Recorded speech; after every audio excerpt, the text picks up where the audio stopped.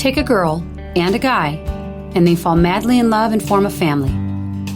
Sprinkle in some counseling degrees and a doctorate, a dream of transforming relationships as we know it. And 20 years later, we give you power couple Dr. Ray and Jean Kadkodian. And this is their podcast, Couples Synergy. Welcome back to another episode of Couples Synergy with Dr. Ray and Jean. I'm Dr. Ray. And I'm Jean, and this is our podcast about love, marriage, and relationships. Check us out online at couplessynergy.com and be sure to subscribe to our podcast or send us any suggestions on topics you'd like to hear more about. And now on to Couples Synergy, an in-depth look at love, marriage, and relationships, where we bring you our experiences working with thousands of couples for over 15 years. You know, everyone says you need to work on a relationship, but nobody teaches us how. So we've created this podcast to teach people what they can do to create the relationship they've always dreamed of with the partner they fell in love with. In this episode, Jean and I will be talking about the topic of intimacy. The topic nobody wants to talk about, but everyone wants to hear about. And, you know, to clarify, I think that people have this connotation with intimacy or the word intimacy with sex. Right. And that is not what we are talking about. Mm-hmm. It's a part. Right. You know, I think that we've been together 21 years married, 22 years as a couple. And it's amazing the developmental stages that you go through with your intimacy, you know, with your connection, where sometimes life gets very overwhelming and gets in the way of any type of connection. And then there's other times you have too much or you're arguing about things. But, you know, where we are, our kid's been gone for 3 years, mm-hmm. and we have lots of time together. We have privacy.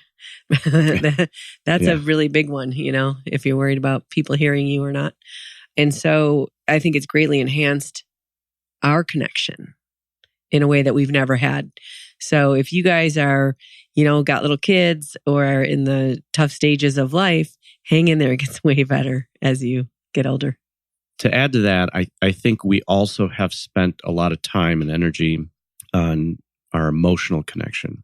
And that is why, you know, our physical connection also has kind of blossomed since becoming empty nesters. But I think that men out there have a fallacy that if they're having sex in their marriage, that the marriage is okay. And that's not necessarily the truth. Right.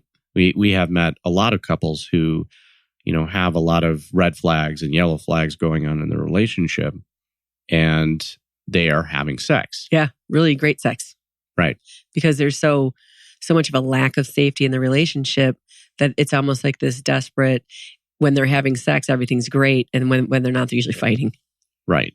And it is their way of actually trying to, you know, stay connected to each other. But the emotional connection is not there. Right. It's just volatile. And men do have a fallacy that thinking that sex is the way to become emotionally close to their partner. I think that is just how men are taught. Right. And society and the media kind of reinforce that. However, emotional closeness, it requires a level of vulnerability. Right. Right, where men do need to kind of drop their guard. They need to be able to share with their partner. They need to be able to open up, you know, and communicate their feelings about things, which is not something that comes very easy for men and is not really taught as well. In fact, the opposite is taught, that vulnerability equals weakness. Right. Right, that you're showing your weakness to another person.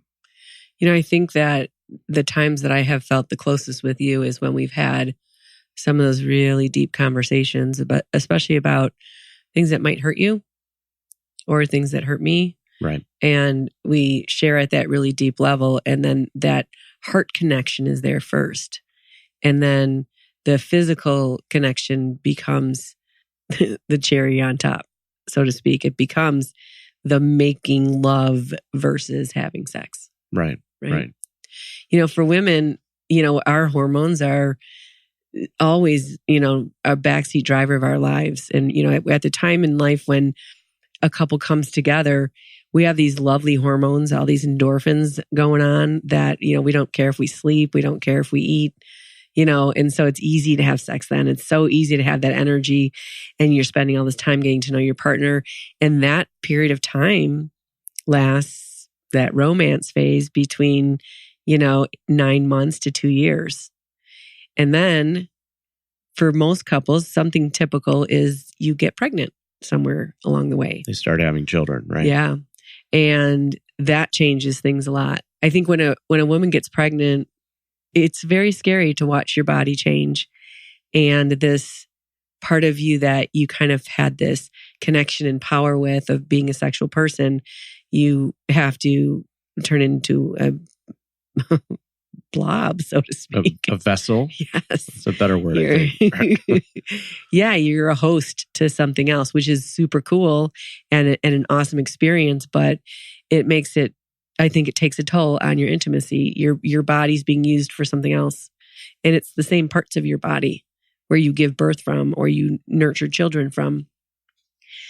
And the crazy hormones that you go through and the busyness. And I think that's probably a huge shift we see with intimacy across the board with couples is, when that baby comes. For men, I think they go through a selfish phase, right? Where you had your partner's undivided attention and connection, emotional, physical, and you were a couple. And then now you have a child, and the child, deservingly gets majority of the attention, because the child needs that. But now you're standing on the sidelines. Yeah. I mean, you literally have to share your wife's body with another human being. Right. Right? Yeah. And then, women are natural nurturers. So this whole time in the relationship, she's focused all on him. And now she's got to focus on this baby. And it's a very different type of bonding with a baby as with your partner. Right. And it's easier because your baby doesn't reject you. Right. Which is, what men are feeling at that time. Right. This feeling of rejection and abandonment. Right. And so now their emotional needs are not being taken care of. And it kind of sounds bad when I'm saying this out loud, their emotional needs are not being taken care of, but it is a need. It is necessary in a relationship. And so now comes the balancing act that we've talked about in other podcasts, that couples need to be able to balance their co-parenting relationship with their intimate couple relationship. Just the fact that you said that it is, you feel bad saying this out loud. Well, yeah. I mean, if you're a guy and you watch your wife go through 9 months of pregnancy and childbirth and taking care of a baby, how selfish does that sound? Where's mine? Meh. But it's so true. And you guys got to talk about that. Couples, you have to say those ugly things out loud. Right. Because if you don't, those needs don't go away. They go somewhere else. And, I think that's another part of the developmental stages for women is that we get concerned that we're not going to be giving enough. And so we tend to have sex when we don't want to. And for that reason is we don't want our partner going somewhere else. And what that does over time is depletes you. It depletes you because you're already overwhelmed to begin with. And you're spending your day, going to work, taking care of a house, taking care of kids. And none of that is very sexy. When you were a single person or didn't have kids, you probably, got to take a bath and take 3 hours to get ready and do all your makeup and go shopping and buy a cute outfit. And now all your clothes have, baby spit up on them or whatever. It's really hard to shift. And there's no space for that and the overwhelmment of it all. And so that depletion over time, I think you get to a place where you're finally like, you know what? I can't keep giving to you in this way because I'm not filled up myself and there's no space for me to fill up. And so then I think a stalemate sort of happens sexually. Well, on the flip side, I was going to say that men don't want their wives to just have sex with them just out of pity. They want that emotional, intimate connection with their wives. And so what happens is, that stalemate you're talking about, it's never enough. Right. Right? It's never going to satisfy, the man because it's not that level of connection, that maybe they once had. Right. Yeah. And now it just feels like a chore. One of the things that if for the guys out there that are feeling that, your wife doesn't have as much time or energy for you, why don't you take the kids? Take them for a day, 4 hours, 6 hours, give her some downtime, give her some alone time. And then after that, hopefully you can get a babysitter and go out for dinner or spend some quality time together and rejuvenate some of that energy and that closeness. I think that's kind of scary for a lot of men, especially if they've been feeling like they're standing on the sidelines and kind of watching this whole process happen, right? And having a child and not knowing where to step in, right? What role to fill. They know that, I'm the father, but what does that really mean? Right. Right. And so too often they kind of turn that authority over to their wives, that they know what's best for the children. Here's a secret. Just because we carried that baby in our body doesn't mean we know what we're doing. But we're forced to figure it out because somebody has to, and you're usually the one home because you're recovering. And so you look like you know what you're doing, but really you're just learning as you go as well. Women. Right. And so you're both kind of like the blind leading the blind, but men tend to just, turn that authority over to their wives thinking that they know what's best. And I think women take that authority as well. Once they figured something out, they want to coach their husbands and here's how you should do it. And, guys have their own way of doing things. And if women could back off and let them fumble a little bit, just like women do, but, because they have to figure it out, let the guy figure it out. Nothing bad's going to happen if he takes his kid. And, so what? What's the worst thing that's going to happen if their clothes don't match or whatever, But all of these conversations, they require a level of emotional vulnerability, being able to, open up and talk about your insecurities, right? Your fears and maybe your hurts, right? And for all you listening out there, you should also be aware of the fact that, when we are reaching into that vulnerable place within, it is very childlike. Yeah. Absolutely. Right? And it is going to sound selfish. It is going to sound like a little child having a temper tantrum because that's how we all are in our emotional being. Right. And that those old deep wounds, and it's our hindbrain, right? That's feeling all that. And so we act like little kids when we're hurting. And we have temper tantrums and cry and say mean things. And we take it out on our partner. Yeah. And so the tendency is for couples to avoid that, right? Who wants to go through that? It's a very painful thing to experience. And so what they do is they start closing up. They start, hiding behind the wall and keeping their feelings to themselves. The intention initially is good. I don't want to, cause any pain in my partner. I don't want my partner to get angry. I don't want my partner to be hurt or then to be angry with me, right? And so I'm going to keep the stuff to myself. I'm going to keep my feelings to myself. I'm going to suck it up. And then it's going to be better, right? It could decrease the amount of conflict between the two of us. Wrong. It doesn't work that way. I think we need to say a little bit about safety in relationships, and emotional safety. Hopefully there's physical safety. That should be a given.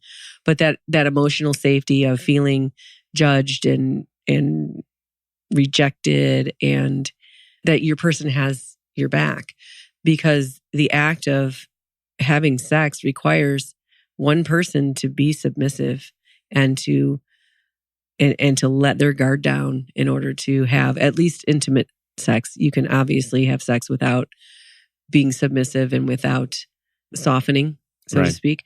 But if you're really talking about a deep, intimate connection, there has to be the letting go and the letting down and the letting in of another person, which is scary and vulnerable. Absolutely. And that is a very difficult thing for men to do since they've been taught to keep their feelings to themselves and really to funnel all emotions that they might experience into a select few. The select few being like anger or frustration or vengeance those feelings are always reinforced in media and Hollywood and in messages all around society. It's like having sex without heart. Right. But to connect with those more vulnerable, primary emotions like fear and insecurity and sadness. I mean, that's a very difficult thing for men to learn how to do. And it's a learning process. Right. Right. I mean, we were born, we came out of the womb, we were able to connect with those emotions. But over time, men are taught to disregard them, to not trust them, to not really connect with them. Right. That they're not useful. Right. And they're extremely necessary for intimacy. Absolutely. I've been kind of thinking about this idea that, when you're a young person and a single person and people say, how's your love life, or how's your sex life? And it seems like something that's yours by yourself. But after being in a relationship with somebody for 22 years, I think it's ours now. I think it's our sex life and our relationship. And I think it's a really hard thing to meld that and not just go take care of yourself somewhere or whatever you're doing with your needs and actually looking at the relationship couple personality that has this aspect and this whole part of that life that's in us. Well, it's like trying to paint a painting with another person. Right. Right. And you're both using just one hand. Yeah. It's a very difficult thing to do, to connect at that level, at that place, especially since it's not taught. Right.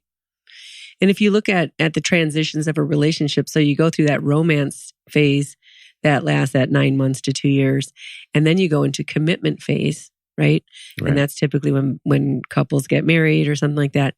And then you go into transition phase. And I think most couples don't make it out of transition phase. That is a very difficult phase to go through. And if you can make it through transition phase, and that's where you are really working on these deeper feelings and those emotional wounds and those hurts and getting soft and connected to your partner at a really deep level, then you get to this thing that is called true love. Yep, real love, right? Right. Real true love. And, they've done studies, right? They looked at the biology of couples falling in love and, what their hormone levels look like. And then they looked at people over time and they found that after a 4-year period, there was a shift hormonally. And their belief was that, if we lived back in the jungle or something, it would be very difficult for a person to raise a child up until the age of 4 without another person, just sleep and safety, right? And then there was another shift that happened after 10 years of a relationship. And their belief there was a 10-year-old potentially could be someone that could pass on their genetics. They were almost raised, they could survive, they had more emotional development. And then they looked at couples 25 years. And the 25-year couples had even better hormonal, yummy stuff than the couple that's in their romance phase. They actually corroborated that with PET scans in showing the areas of the brain that light up. And couples who had reached that area of real true love, the area in the brain that lights up for sexual excitement and recognition, they lit up a lot more than couples who are in that romance, the initial romance stage. Yeah, I feel that with you. And it's definitely different. And I know there's been times in our relationship where I didn't feel much of that at all when we were very overwhelmed with life and the kids were smaller. After Dean was born, I had a thyroid problem. So I'm sure that was a factor of it. I still have that, but I know that, the more I work out and the more we spend time together, the more I think that part of my brain is lighting up. Well, building a business together, raising kids, dealing with, just the initial struggles of being in a marriage, those all take a toll, and they're all factors that lead to disconnection. And, as we say, we don't teach it if we don't live it. And we've definitely gone through those challenges and learned from them. So we're able to recognize that in other couples and see that happening in their relationship and be able to help them navigate those difficult struggles as well. When someone's in pain, needs aren't being met. There's a disconnect. It doesn't feel good. There's two ways that we tend to deal with that. One thing we do is we seek comfort. And comfort hits our dopamine center, our reward pleasure. And we all see comfort in the same way. We see comfort by eating pizza and drinking and smoking and porn, sex kind of stuff. Those are immediate instant gratification things that lead to pleasure. But pleasure is very fleeting. It's very temporary. And all of those things that we do that bring us that pleasure actually break us down. If you eat poorly, your body's going to get diseases. If you are just distracting yourself, you're not developing your mind. You're not connecting emotionally. You're just checking out. Plus, the association that's being made in the brain with those dopamine hits is that you need more. And so you're going to need more and more of those behaviors in order to feel good. And that feeling good feeling is going to be fleeting and it's going to fade. And one of the places that we are the most vulnerable in this dopamine system is our screens. Our screens, they can grab our attention and they can keep it for very long periods of time. I was babysitting my 3-year-old nephew, who is this bright, energetic little guy. And the second the TV's on, he's a zombie. Mm-hmm. And it's amazing and so unnatural to see. And we all do it and we're all susceptible to it. And it takes away from the opposite of what you can do when you're in pain, which is discipline. If your back hurts and instead of comforting yourself and just taking a pain pill or whatever, you actually go to physical therapy and you start working out and you start exercising and you get stronger. It's painful up front, but then you get to this other place. And so when we're talking about this emotional pain, the discipline of making sure you are taking time to talk about your feelings with your partner, which is not fun, No. And it usually happens at 2 a.m, right? By the way, it does for some reason. Or taking care of your body, all that stuff, challenging yourself to do something you didn't think you could do. That discipline leads to joy. And joy really feeds our soul. And it's a really big component of intimacy that I think is greatly lacking in our culture because we're so distracted. It is a lot easier to distract yourself, to really tune out, right? And, there was an article that we wrote a little bit ago where we said, what's the first thing that you touch in the morning? Right. And most often it is the phone.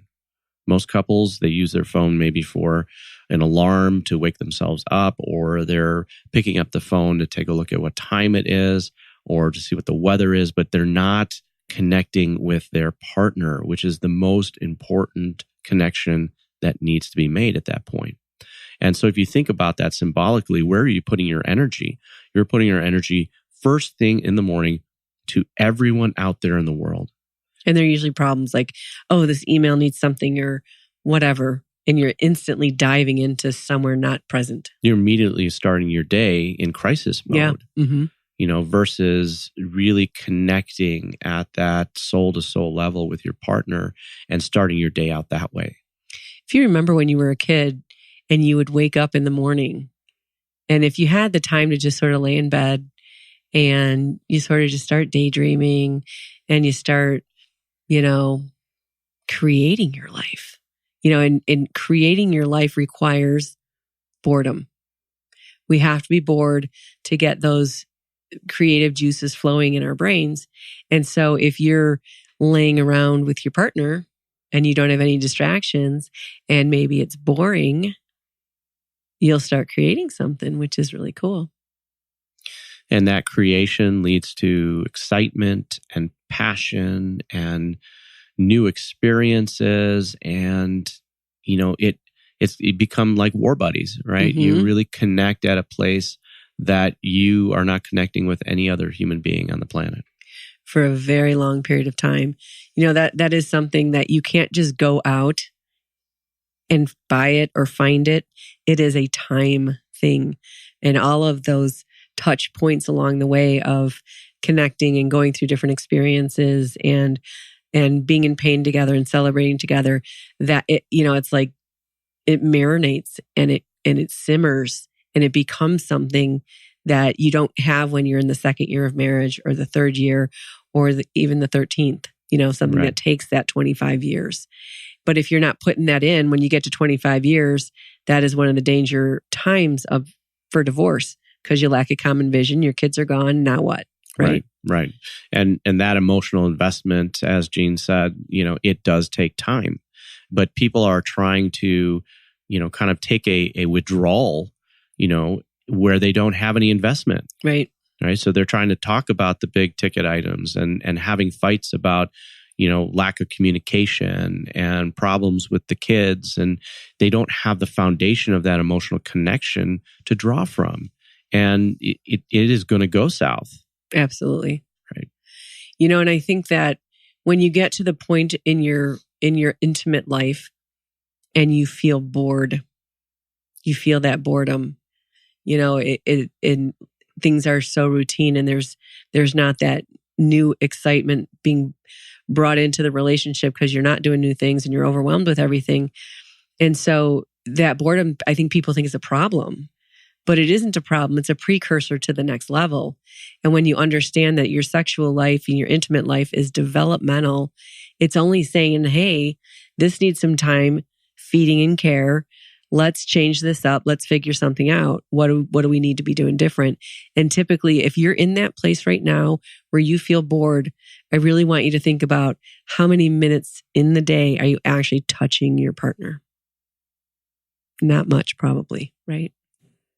So to recap, emotional intimacy, physical intimacy, obviously are extremely important in a relationship.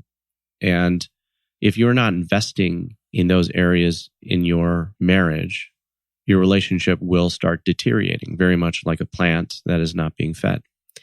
So if you feel like there's some problems in your intimacy, make sure you talk about that with your partner. As difficult as it is, find some time alone and share with what you're feeling. It'll definitely increase your intimacy. And if you guys are both overwhelmed in your lives, then try to give each other some time for personal time to just rejuvenate yourself as an individual person and then be able to share that back into the relationship. And remember, just because you weren't doing this in the past, it doesn't mean that you can't start it now and moving forward. Have those quote unquote business meetings together to talk about your relationship and where you want it to go and where it is now. Your needs, both of your needs are valid. And you both are charged with finding a way to connect with each other so that you can provide those needs for each other. And here's a really big challenge. Turn off your screens. Turn off your phone. Turn off the TV. Get present in your life. And you'd be really surprised at what that does to your brain chemistry and your wanting to actually have a relationship with a person who's in the room with you. We want to wholeheartedly thank you for joining us today and for listening to Couple Synergy. We hope that by you listening to this episode, it not only benefited your life, but also your relationship. For all of you listening, please subscribe to our podcast and please leave a review. If you have any questions, comments, or topic suggestions, please email us at contact@couplesynergy.com. For more information about Couple Synergy and our programs such as Relationship 101, the Couples Weekend Intensive, and our premier program called Couple to Couple, look us up online at couplesynergy.com. Until next time, synergize your life, synergize your love. You have been listening to Couple Synergy with Dr. Ray and Jean Kadkodian. Couple Synergy was recorded, edited, and produced by Dr. Ray and Jean Kadkodian. Voiceover and music entitled Breathe and Let Go was recorded and composed by Gina Gonzalez.